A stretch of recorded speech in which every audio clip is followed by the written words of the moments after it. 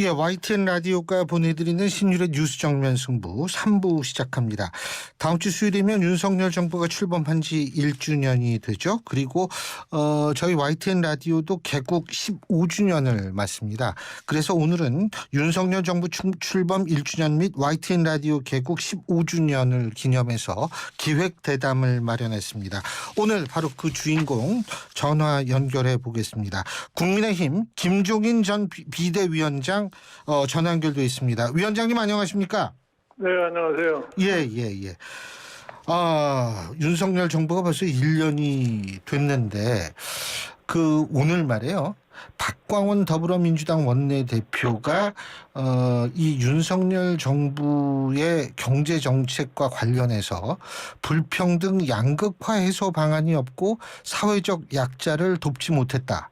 특히 자전건전성을 내세워서 감세 정책을 추진해서 오히려 자전건전성을 해치는 모순적 정책을 추진했다. 이렇게 비판하면서 임기가 4년 남았으니까 지금이라도 경제 기조로 바꿔야 한다. 이렇게 정부의 각성을 촉구를 했습니다. 자, 1주년이 된 입장에서 이 부분에 대해서 위원장님께서는 어떤 생각 가지고 계십니까? 사실 지금 현재 상황을 갖다가 냉정하게 판단을 하면은 예. 그렇지 않아도 지금 오랜 동안에 우리나라의 양극화 문제라고 하는 것이 심각하게 지금 거론이 되고 있는 상황이었는데 예. 지난 3년간의 코로나 사태를 겪으면서 패자가 많이 양산이 됐다고 저는 봐요. 예, 피해자가 양산됐다. 아니, 승자보다 보면 패자가 많이 양산이 되는데 특히 예. 자영업자라든가 무슨 소위 플랫폼 근로자라든가 그다음에 그동안에 코로나 사태로 인해서 발생하고 있는 소위 임금에 지나친 격차. 예. 이제 이런 것들이 지금 완전 패자를 많이 양산하고 있는데. 예. 그래서 지금 우리나라가 지금 실질적으로 이 패자들의 어떤 이 충격 속에 지금 있다고 저는 생각을 해요. 예. 예. 그리고 지금 사실 경기도 별로 빨리 회복이 되지 않는 상황이기 때문에 예. 이 충격이 계속 지속될 수밖에 없습니다. 그런데 이 정부의 소위 정책을 볼 것 같으면은 기본적으로 대기업 위주의 성장 정책이 위주가 돼 있고 예. 또 재정은 또 이 재정 준칙을 세운다고 그래가지고 재정의 건전화에 맞춰가지고 있기 때문에 예. 이 패자들이 굉장히 실망되는 상황에 있지 않나 이렇게 생각을 해요. 예. 그런데 이제 그 점에 대해서 내가 보기에는 사실은 무엇보다도 이게 지금 굉장히 중요한 사태라고 생각하는데 예. 이 점에 대해서 특별한 관심을 보이거나 이 점에 대해서 이걸 해결하는 무슨 정책적인 그런 비전이 보이지를 않고 있는 상황이에요. 위원장님, 지금 패자들이 실망한 상태, 패자들의 충격이 지속될 수밖에 없다. 이런 말씀하셨는데 그렇다면 이런 충격이 지속되고 실망이 지속됐을 경우엔 그것이 또 다른 사회적 불안 요인으로 등장할 가능성이 높다. 이렇게 생각하시는 겁니까? 아니, 당연히 그렇죠. 이 패자들이 계속해서 이렇게 존속하는 기간 동안은 사회가 안정이 될 수가 없고 지금 우리나라가 굉장히 각 분야가 갈등 구조 속에 있는데 네. 그런 갈등이라는 것이 해소가 될 수가 없는 거죠. 그리고 또 한 가지는 위원장님께서는 독일에서 경제학을 전공하시고 이 서강대 경제학과 교수를 지내셨기 때문에 경제학자시기 때문에 또 여쭤보는데 자정 건전화도 중요한 거 아니겠습니까? 근데 이 자정 건전화를 유지하면서 이걸 어떻게 할 수 있는 방법이 없을까요? 이런 충격을 완화할 수 있는? 사실 일반적으로 얘기했을 때 재정의 건전화라는 것이 중요한 건 누가 다 인정하는 상황인데. 예. 소위 사회경제적인 상황을 제대로 파악을 할 것 같으면 재정이 융통적으로 움직일 수밖에 없어요. 예. 그러니까 지금 사회적인 불안이 고조가 될 것 같으면은 결국은 재정을 아무리 건전하게 한다고 해도 그 자체가 경제 성장에 굉장히 네거티브하게 영향을 미칠 수밖에 없습니다. 예. 그렇기 때문에 항상 재정의 건전화가 우선순위가 될 수가 없어요. 정치, 사회, 경제적인 상황의 변화에 따라서 재정이라는 게 플렉시블하게 움직여질 수 있어야만이 그래야만이 민주주의 사회라고 하는 것이 유지가 될 수 있다고 나는 생각을 해요. 예. 그러면은 위원장님께서 윤석열 정부에 조언을 좀 해주신다면 구체적으로 어떤 방향으로 나가야 될까요? 아니 그러니까 어떤 방향이 아니라 지금 사실은 이 시리에 저 코로나 사태를 겪으면서 예. 늘어난 이 피해자들을 갖다가 어떻게 정상적인 상황으로 이끌어갈 거냐를 한번 좀 생각을 해볼 필요가 있는 거죠. 근데 이거를 무시하고서는 뭐 경제 정책이 내가 보기에 제대로 이루어지기가 힘들 거예요. 그런 차원에서 노동개혁은 어떻게 평가하고 하십니까? 글쎄 노동개혁이라는 것이 말은 노동개혁이라고 지금 나와 있는데 예. 실질적으로 노동개혁의 방향을 어떤 방향으로 끌고 갈 거라고 하는 비전이 전혀 보이질 않아요. 예. 개혁 얘기가 나왔으니까 연금 개혁은 가능하다고 보세요? 현 정부 4년 내에? 내가 보기에는 연금 개혁이라고 하는 것이 그렇게 간단한 문제가 아니에요. 전부 예. 이해관계가 서로 상충돼 있는 상황이게 지금 얘기를 들어서 연금 개혁의 필요성이 뭐냐면은 우리가 지금 인구가 감소 추세에 놓여 있잖아요. 예. 더군다나 최근에 나타나고 있는 출생률을 볼 것 같으면은 앞으로 미래 세대가 과연 연금을 갖다가 감당할 수 있을 것인가 하는 이런 우려를 낳을 수밖에 없는 겁니다. 예. 그러니까 지금 우리나라의 연금을 볼 것 같으면 앞으로 한 30년 정도는 뭐 지탱이 될 수 있다고 생각하기 때문에 그 기간 동안에 지금 연금을 제대로 받쳐줄 수 있는 인구 구조를 어떻게 형성할 것이냐 이런 데 포커스가 맞춰지지 않고서는 연금 개혁을 아무리 해봐야 별 의미가 없어요. 근데 지금 윤석열 정부가 하는 연금 개혁의 방향은 그러면 조금 수정이 돼야 된다 이렇게 보시는 거군요. 지금 사실은 연금 개혁의 방향이 근본적으로 나온 게 없어요. 예를 들어서 지금 연금 개혁이라고 할 것 같으면은 연금의 가장 중요한 과제가 뭐냐면 65세 이상 노령에 도달하는 분들이 예. 생계 안정을 갖다가 한다는 것이 연금의 기본 목적이에요. 예. 근데 지금 연금 개혁을 얘기하는 사람들 대략을 볼 것 같으면 어떻게 보면은 재정의 안정에 포커스를 맞출 거냐 이 얘기를 하고 있는 거 아니에요? 예. 근데 재정의 안정에 포커스를 맞춘다고 할 것 같으면은 연금의 수령액을 줄이거나 예. 뭐 이럴 수밖에 없는데 그렇게 될 것 같으면 노후의 생계가 보장이 되지 않는다 이런 얘기예요. 그러니까 지금 이게 굉장히 단순하게 무슨 연금 개혁 말로만 한다고 해서 연금 개혁이 이루어지지 않는 게 아닙니다. 예. 최근에 예를 들어서 불란서의 연금 개혁을 볼 것 같으면은 연금 소위 수령 연령을 갖다가 62세에서 64세로 2년 늘린다는 걸 가지고 굉장히 지금 사회적인 혼란을 겪고 있지 않습니까? 그렇죠. 그러니까 지금 이게 노령에 들어가는 사람들을 어떻게 하면은 생계를 보존할 수 있겠느냐는 이것이 하는 연금 개혁의 가장 중요한 과제라고 생각해요. 뭐 우리가 지금 현재 볼 것 같으면 사실은 노인 빈곤율이 OECD에서 최고라고 지금 얘기를 하잖아요. 예. 그런데 이런 노인 빈곤율이 가장 높은 이런 상황에서 연금 개혁을 해서 예를 들어서 연금 수령액을 갖다가 줄인다 한다 할 것 같으면은 저희 노인 빈곤율이라는 것은 해결할 방법이 없는 거죠. 그러니까 이 연금 개혁이라는 것이 말같이 이렇게 쉽지가 않습니다. 그러니까 과거 정권서부터 계속해서 연금 개혁 했지만은 아직까지도 연금 개혁이라고 하는 것이 근본적인 문제를 다루지 못하고 있는 것 같고요. 위원장님께서는 제가 알기로는 국민연금을 맨 처음에 도입할 때 굉장히 아주 중요한 역할을 담당하셨던 걸로 제가 기억하고 있거든요. 아니, 사실은 제가 1976년도에 건강보험 도입을 주장을 했을 적에 예. 그때 사실은 전반적으로 이 사회보험 제도를 어떻게 할 거냐. 그러니까 단기 위험인 건강보험부터 먼저 하고 건강보험이 어느 정도 정착이 될 것 같으면은 연금 제도를 도입할 수밖에 없다 이렇게 돼가지고서 건강보험 도입한 지 10년 만에 1988년 1월 1일서부터 지금 연금 제도라는 것이 국민연금 제도가 도입이 된 겁니다. 예. 그렇게 해가지고 지금 뭐 20여 년 이상 30년 가까이가 지나갔는데 그러니까 이제 연금을 갖다가 정상적으로 운영하려면 가장 중요한 게 뭐냐면 인구 구조가 정상적이어야만이 연금 제도가 제대로 기능을 발휘할 수가 있어요. 예. 근데 지금 인구 구조가 굉장히 좀 어려운 상황에 지금 노령 인구는 늘어나고 새로 일자리에 들어오는 인구는 감소 추세에 있고 더군다나 출산율은 굉장히 낮은 수준에 떨어져 있기 때문에 예. 그래서 연금 개혁이라고 하는 것이 그 여러 가지를 다 복합을 해야 된다 이런 얘기예요. 예를 들어서 지금 우리가 출산율을 갖다가 제대로 올릴 수 없다고 할 것 같으면은 그러면 그 출산율 저하로 인해 가지고서 발생하는 노동 인력을 갖다가 어떻게 보충을 해 가지고서 실질적으로 연금에 기여할 수 있는 사람의 수를 늘릴 것이냐는 이런 측면을 갖다 충분히 검토하지 않고서는 연금 개혁 자체가 별로 이렇게 결과를 가져올 수가 없다고 하는 거예요.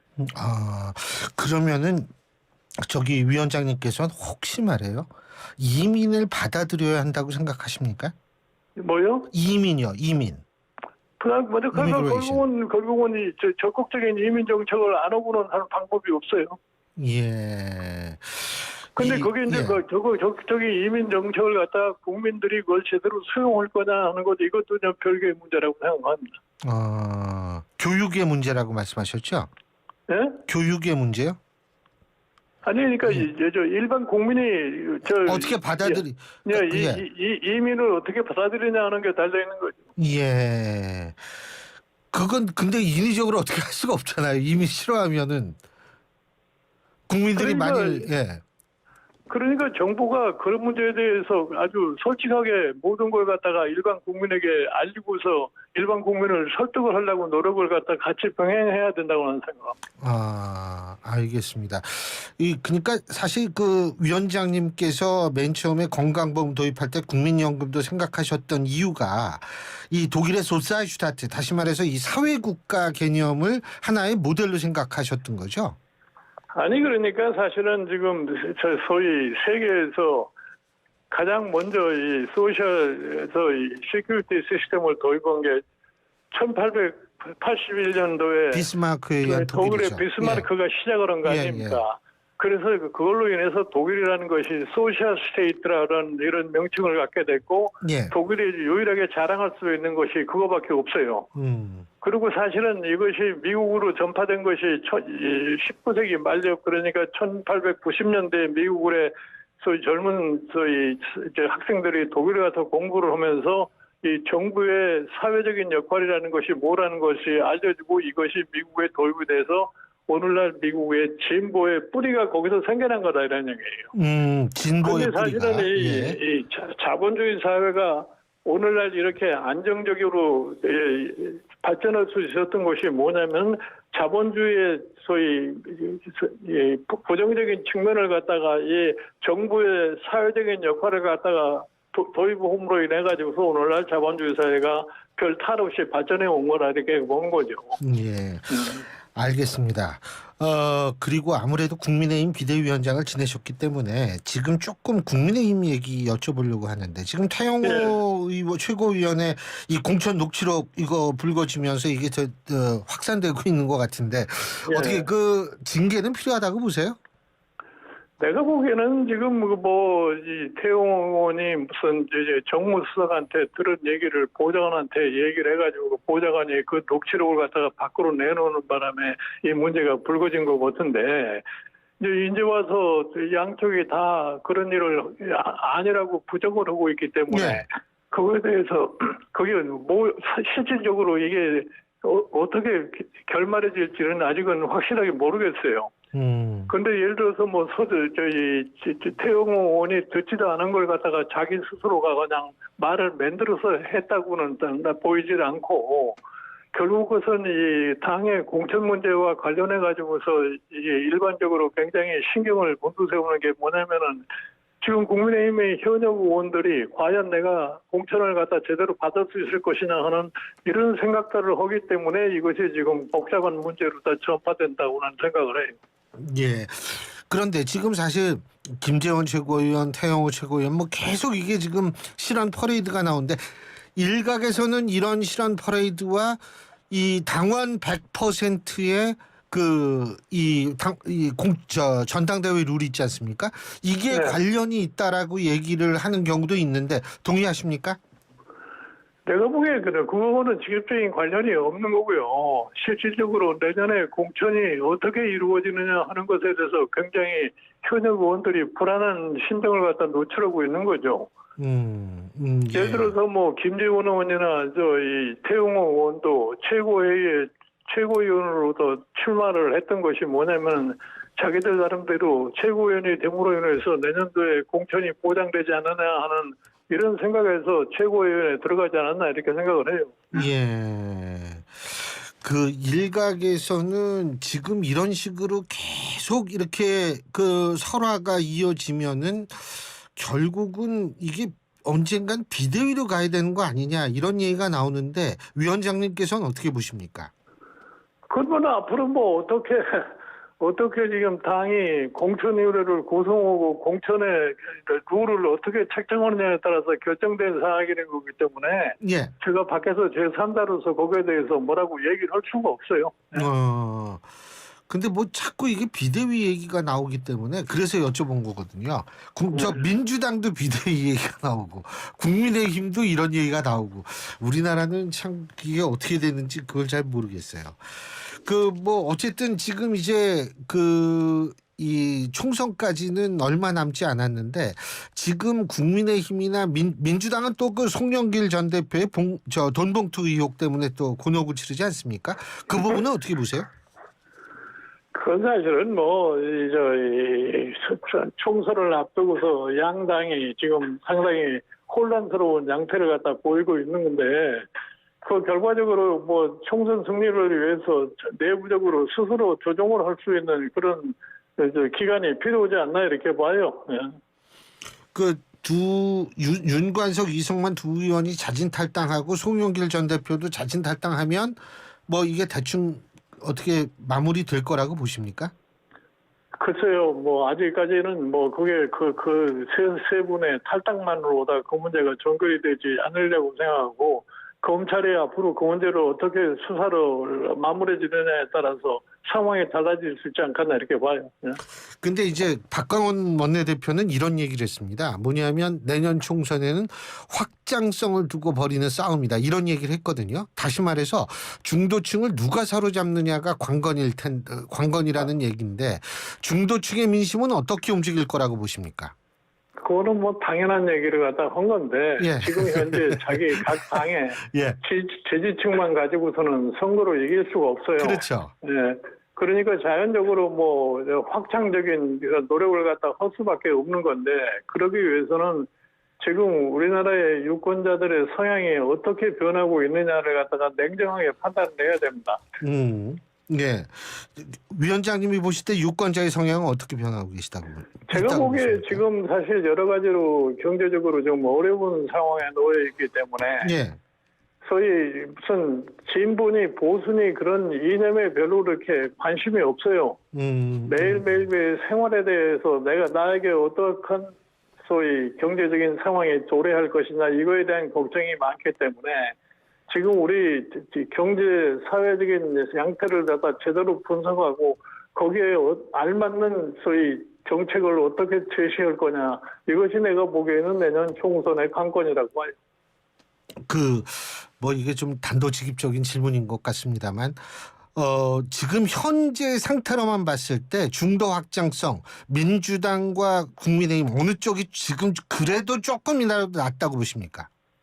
제가 보기에는 양쪽이 무슨 말은 중도 확장성이지 뭐 일반 국민들이 사실은 지금까지는 선택의 여지가 없으니까 두 당 중에서 어느 당을 택하느냐에 대해서 국민들이 참 결심을 했는데 예. 지금 사실 지난 20여 년 동안에 양당이 10년씩 집권을 했는데도 불구하고 지금 우리나라가 당면하고 있는 문제에 대한 해결을 하나도 이룩한 정당이 없어요. 예. 그러니까 지금 내년 선거를 맞이해가지고서 어떻게 보면 새로운 정치 세력도 나올 수도 있는 그런 가능성이 매우 지금 좀 높다고 저는 생각을 하기 때문에. 예. 그러니까 바로 내년 선거 결과에 대해서 뭐 사전에 미리서 뭐라고 얘기하기가 굉장히 어려운 지금 상황이 아닌가 봐요. 보통 김종인 위원장님께서는 이 딱 예측을 해가지고 그걸 맞추신 경우가 많은 걸로 좀 기억하는데 지금 그게 어렵다라는 의미는 지금 민주당이나 국민의힘이나 민주당이나 다 거기서 거기 고만고만하다 이렇게 이해해도 되겠습니까?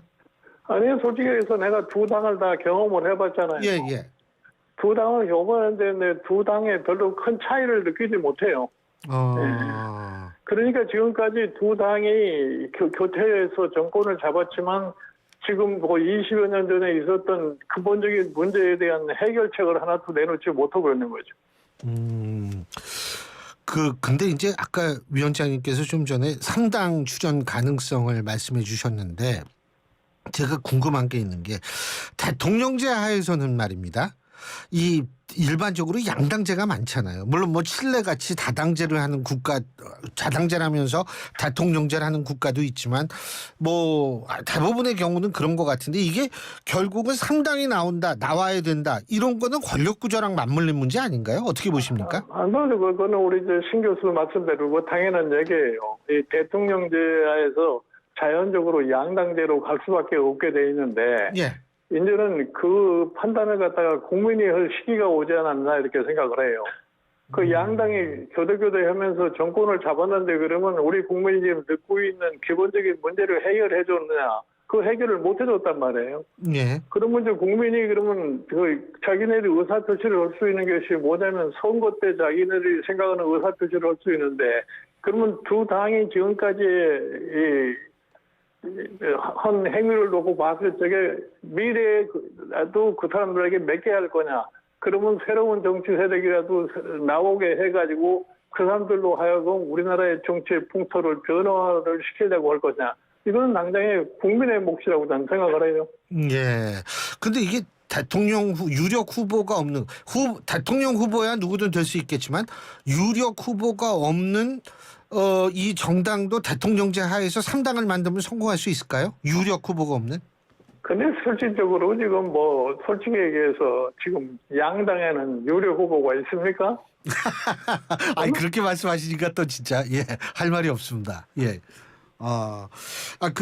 지금 제3당을 그렇게 해서 만든다라고 가정했을 때 물론 이제 위원장님께서는 뭐 거기에 직접 참여는 안 하시겠다고 말씀을 하셨습니다만 그래도 이제 뭐 조언을 하시고 뭐 이러려면 아무래도 좀 이런 사람 정도는 좀 와야 되는 거 아닌가 그런 눈여겨보는 정치인이 혹시 있으십니까? 아니 내가 보기에는 지금 새롭게 시도를 갖다 하려면은 사람 본위로 할 것이 아니라 지금 우리 사회가 당면하고 있는 문제가 뭐라고 하는 것을 제시를 하고 그 문제를 해결할 수 있는 방안이 뭐다.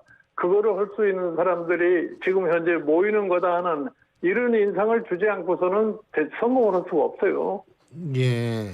그러니까 일단은 방향성을 제시하고 그 가치와 방향성이 입각해서 이제 구체적인 해결 방안도 제시해야 된다 이 말씀이시군요. 당연히 네. 정책적으로도 앞으로 어떻게 해서 이 문제가 해소될 거라고 하는 것을 국민에게 제시를 해야지. 그러면은 다시 아까 얘기로 돌아가서 지금 제일 문제가 양극화 해소네요. 네, 그러고 나면은 이제 국민이 그 판단을 할 거 아닙니까? 저는 무슨 유일하게 힘을 가지고 있는 거는 결국 가서 제도를 바꾸는 데 영향을 행사할 수 있는 건 나는 유권자다라고 봐요. 그 유권자가 동의를 하면은 성립이 될 수 있는 거고 유권자가 동의를 하지 않으면 성립이 될 수 없는 거죠. 그런데 지금 제가 생각하는 게 뭐냐면은 지금 현재 우리나라의 여러 가지 문제를 해결하기 위해서 가장 중요한 위치를 차지하고 있는 것이 대한민국의 정치예요.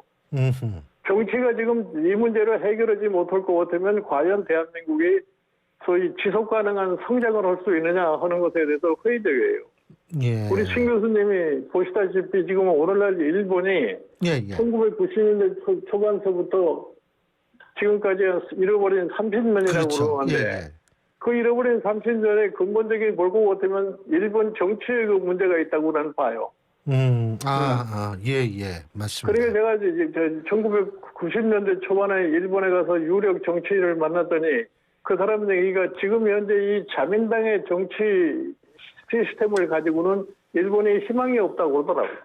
근데 이제 그 사람 말대로 지금 실질적으로 일본이 그런 상황에 처해 있는 거라고 봐요.